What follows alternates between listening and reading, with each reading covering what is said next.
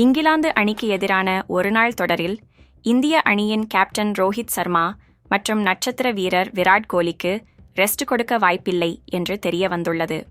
இதனால் அடுத்த மாதம் சாம்பியன்ஸ் டிராபி தொடருக்கு முன் இந்திய அணி வீரர்கள் அனைவரும் இங்கிலாந்து ஒருநாள் தொடரில் விளையாட வேண்டும் என்று அறிவுறுத்தப்பட்டுள்ளது.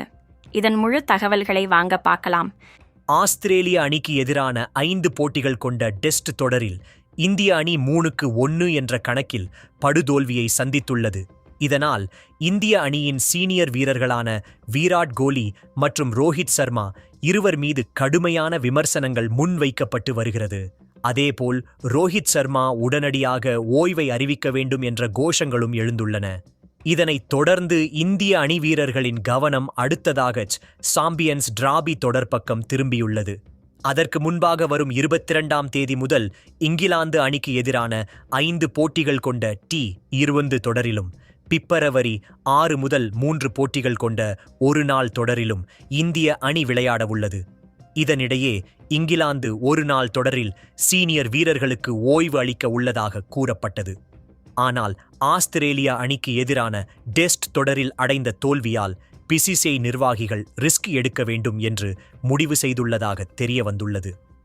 நட்சத்திர வேகப்பந்து வீச்சாளர் ஜஸ்பிரிட் பும்ராவை தவிர சாம்பியன்ஸ் டிராபி தொடருக்கான இந்திய அணியில் விளையாடவுள்ள அத்தனை வீரர்களும் இங்கிலாந்து ஒரு நாள் தொடரில் விளையாட வேண்டும் என்று முடிவு செய்யப்பட்டுள்ளது. இதனை சீனியர் வீரர்களான ரோஹித் சர்மா மற்றும் விராட் கோலி ஆகியோரிடமும் தெரிவிக்கப்பட்டுள்ளதாக தெரிகிறது. கடைசியாக இந்திய அணி இலங்கை அணிக்கு எதிரான ஒரு நாள் தொடரில் பங்கேற்றது.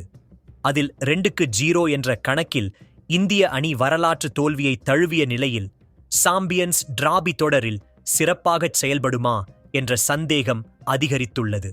அதேபோல் விஜய் ஹசாரே தொடரில் சிறப்பாக ஆடி வரும் ஸ்ரேயாஸ் ஐயர் இந்திய அணிக்கு திரும்ப உள்ளதாகவும் தகவல் கிடைத்துள்ளது.